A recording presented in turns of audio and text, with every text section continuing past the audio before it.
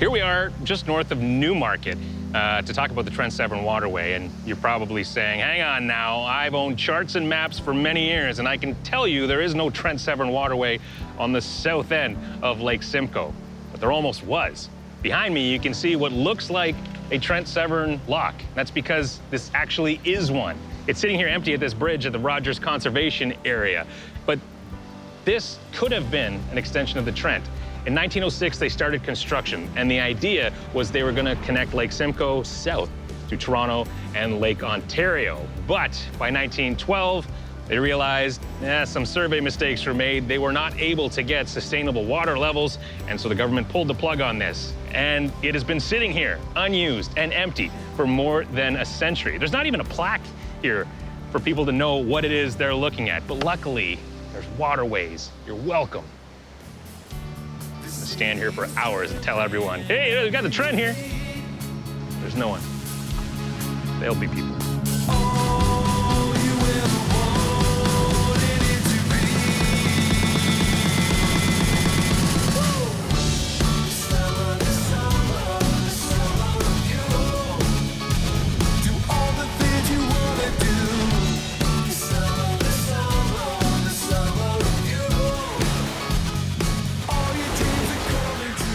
They didn't want to waste the energy and time destroying it, so here it sits, unnoticed for everyone. But when they stopped the focus on this southern end, they redirected all of their efforts to the north end, where they completed the Severn section, the last section of the Trent-Severn Waterway. 386 kilometers, finally connected in 1920, when Lock 42, Couchiching, was finally completed.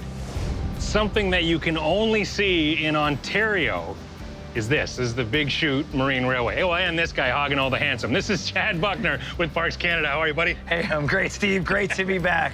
So, this is wicked cool. We got people watching it. Tell me what this is for people that have never seen it. Big Chute Marine Railway is unlike any lock in North America, where we take the boats high and dry out of the water, over a road, across the cliff, and down to the other side. This is the only place where you get to ride in your boat across dry land on a 26-foot high cart to the other side. It is our version of the Trent-Severn Waterway boat roller coaster. But we should point out, it goes nice and slow, and it's super safe. We've got all these slings and stuff down here.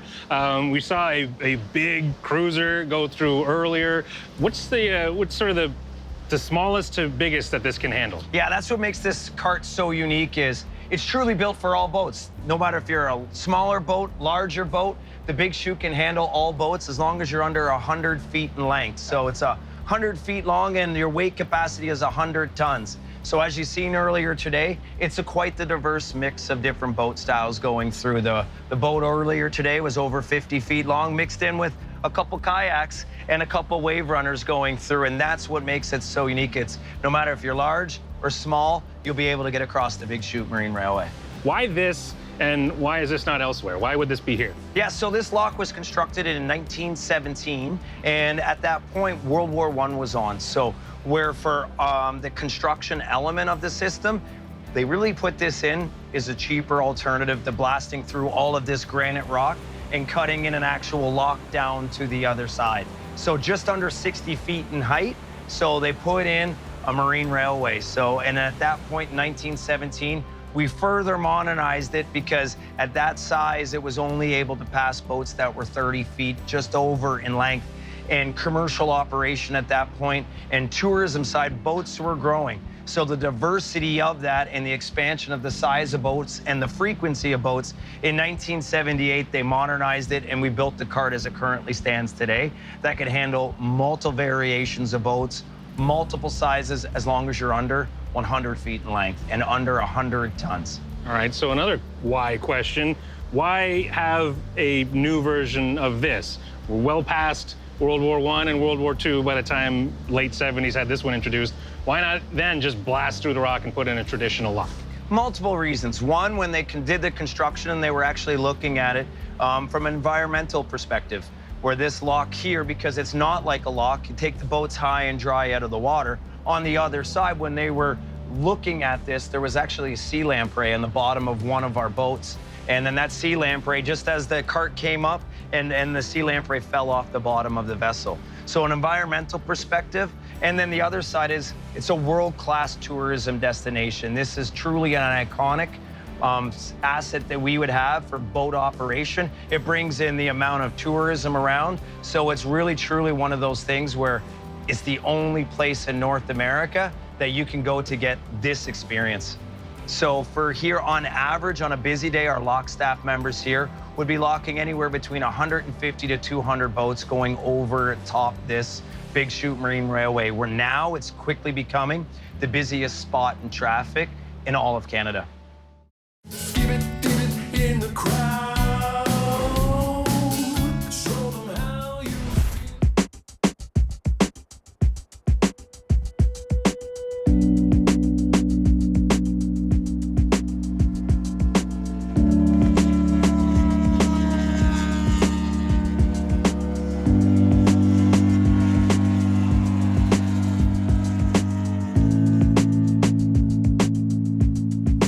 The project started in 2017, and here we are in 2024, finally open. It celebrates the history of Canadian boat racing in Canada and internationally.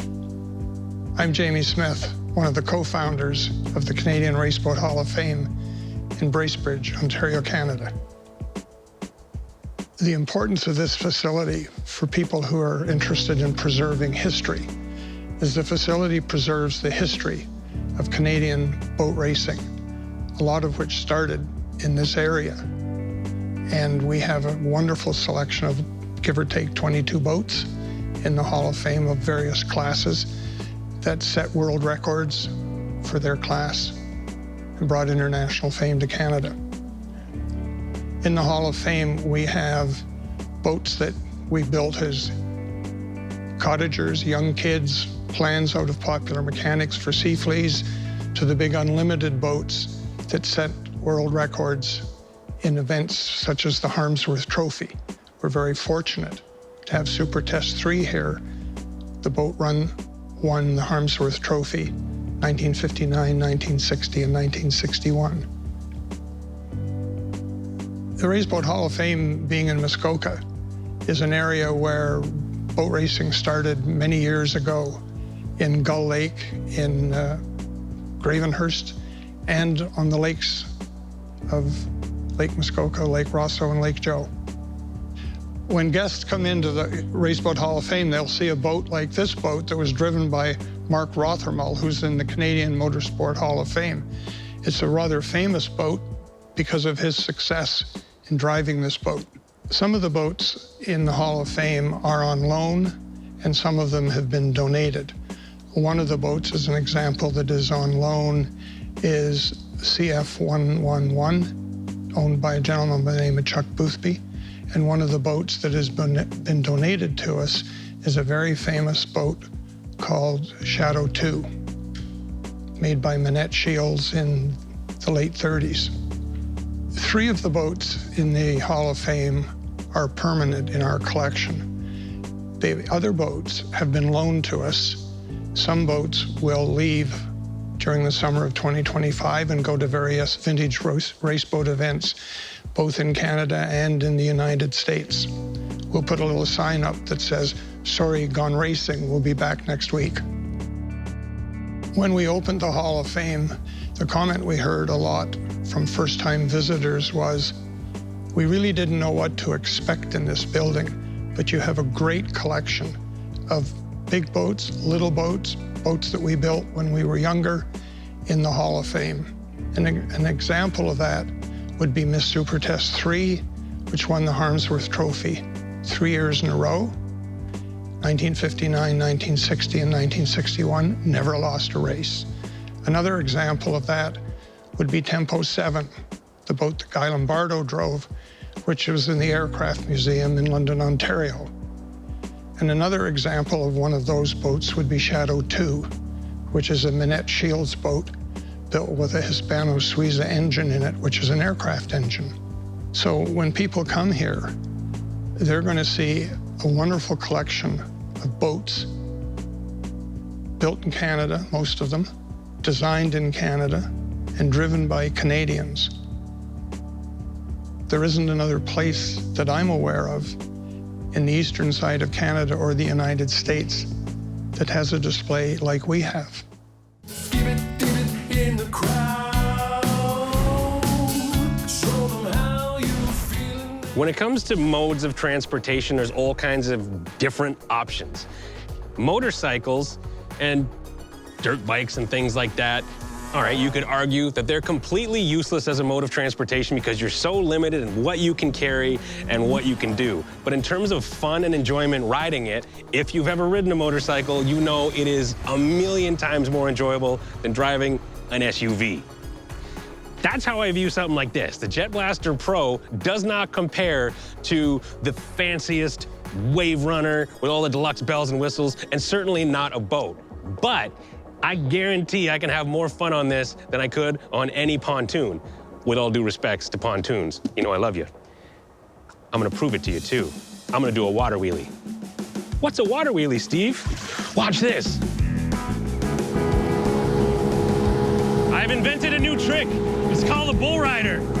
So you gotta do one hand, bull horns up. Ah!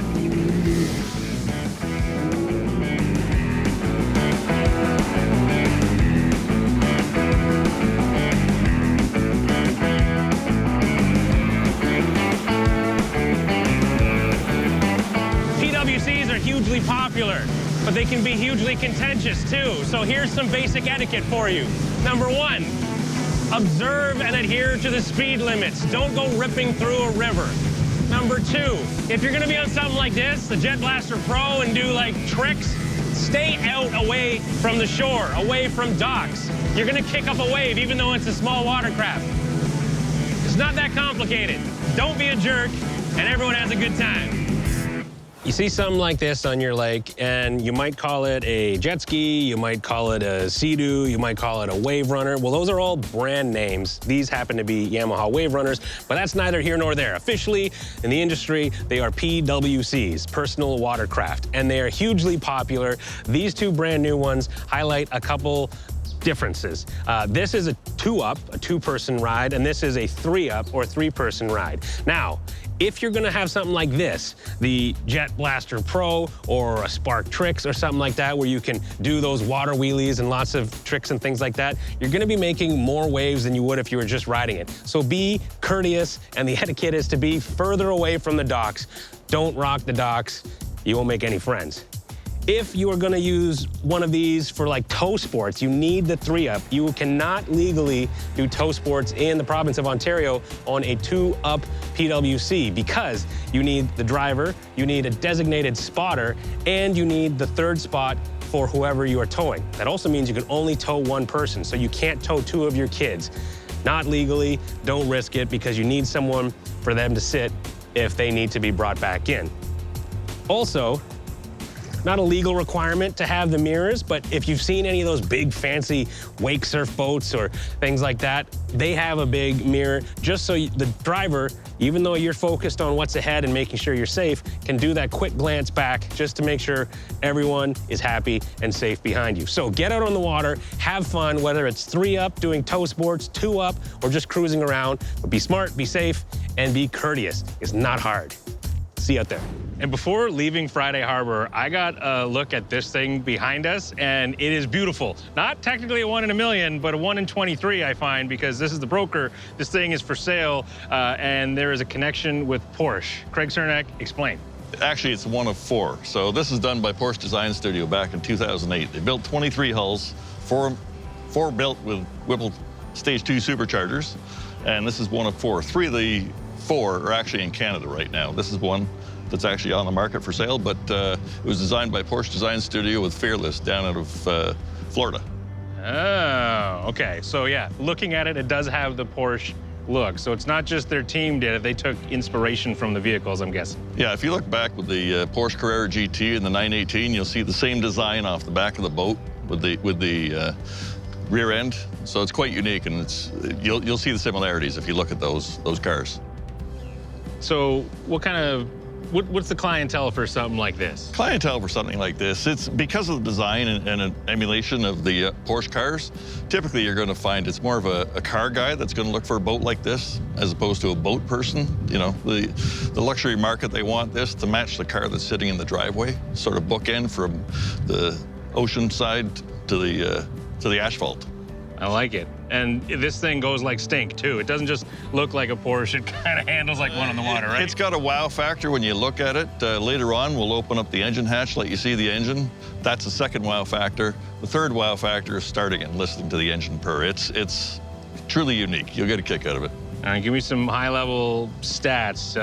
How fast does this thing go? It'll top out about 80 miles an hour. 80? Yeah. My gosh, 8 more, we're going through time. Yeah, it loves gas. Yeah, imagine, you're not buying this one to save dollars or get somewhere efficiently. You're going to have fun, right? It's truly for the smile on your face. So you said I can come for a ride in this thing? Yeah, if you're an interested party, you want to buy it? 100%. I'm very interested in purchasing this and solving crimes in my spare time. Is that mandatory to be like a spy if you have this? Well, it's got a James Bond look to it. And It does. If you want, we can go bonding on the water later. Boom! Look at that, writing credits.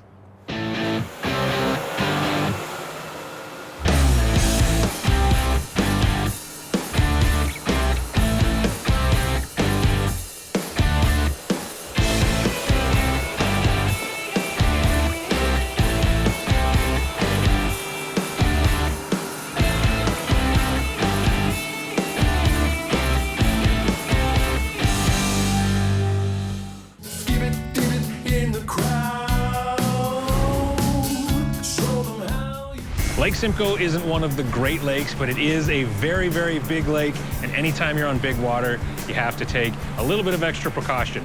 Have a float plan, let someone know where you're going, when you plan to be back, and roughly what your route is in case anything happens. Because if you're out here and need help, well, what are you gonna say? You're just near a bunch of water. And also, be aware that the wind can pick up and waves can do lots of things. It might even almost cost your cameraman his hat. But luckily, we have the joystick, so we were able to double back and shimmy right up, and we rescued it. Yeah! Yes, guys. But you get through all that to get to somewhere like this. This is Lagoon City, Lagoon City Marina, with the manager, Tim Harrison. How are you, buddy? Good, Steve. Nice to see you. Welcome. Thank you. I've never been here. I was told this is the Venice of Ontario, and just cruising in and seeing the canals, that adds up. What can you tell me about Lagoon City? It's just, there's no community like it. And I've lived in a lot of places with water. This is the best. And it's a great community of great people. There are 800 or 900 homes and condos here. Everybody is waterfront. Just about everybody is waterfront. Everybody has a boat. And we've got cruisers, pontoon boats for the canals and whatnot. And it's just a fabulous place. Tell me about the marina. How many slips do you have here, and how, like, you got room for transients? I mean, not everyone's a 100-footer, but you know, if we're coming across, you know, you generally have room. Yeah, we have, I believe it's about 297 slips here. Of those 297, as you see, we've probably got 100 plus covered slips and a lot more open slips. They range in size from, we've got our smallest is 20 feet. We have a few of those, 25 feet. The majority would be 30 to 50. And we've got a couple of open 60-foot slips as well. So 30 to 35 is an average size, I would say. And of those 279 slips that we have, about 70 of them are privately owned, deeded, titled lots. People own their slips. So it makes for an interesting community. Nice. Do you get many loopers coming through? We get a lot of them, and from all over. We had a fellow from North Dakota last year in a 33-foot Boston whaler. I'd never seen a cruiser Boston whaler, but he'd been 3 years on the loop, doing the loop, and with various breakdowns and whatnot. But no, we get all kinds, and it's really nice. Like this whole wall here, you're saying is a transient, like for day visitors? Transients, the sales. We have people that bring their boats. We have a full service everything. So we have a full shop with a number of mechanics. So if the boat's broken, they'll drop it there and we'll look after it. These two boats, one's going to the yacht club, this one's been sold. Boats along here are usually people that are stopping going into the restaurant or coming into the marina for supplies or what have you. So we try to keep it fluid, and we don't put overnighters on this dock. I like it. Well, speaking of the restaurant, I'm going to let you buy me lunch. All right, Thanks, my buddy. pleasure. Thank you for joining us, Steve. What a spot. QCYC, that's near me.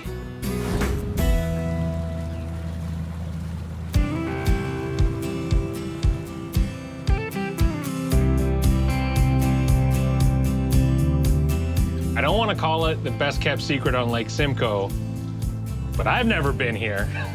And I bet there's a lot of other people that haven't. This week's 60 Seconds of Safety is about ad-libbing, changing plans on the fly, because Lake Simcoe is pretty big water. And you can see our path that we came here to Lagoon City from down at Monterino Marina. We cut right across the middle of the lake. But we have a west-northwest wind, and it's just been increasing since we've been here. In fact, as we got further and further along, the white caps started to show, got a little more lumpy bumpy. Now, this is a Stanley boat. They're made in and for Georgian Bay, big water. But comfort is not something to overlook. And of course, the more comfortable you are, the safer you're gonna feel, and all of your passengers will as well. So what we're gonna do instead is think about the wind and be smart about our route and alter our plan. Instead of going straight back, I'm gonna cut across the north and then use the natural shelter of the western shore of the lake, which will block the wind and therefore some of the waves, and we will get back safe and sound. As I mentioned, this boat could take it, but it's not whether or not the boat could take it, it's whether or not you should take it. And I want a happy camera crew first and foremost. So I'm gonna make sure that they have a nice ride back. Oh, give me a thumbs up. And I'm gonna set up a little t-shirt stand, big shooters only. Maybe next year, I don't know. I feel like you're trying to get me to pick my favorite region on our system. Ah? And it is which one, Chad? I love it. See, I used to think that I had the best job in the world because I got to go around exploring all these things. Now I think you might have the best job because you get to spend your day with me. And cut.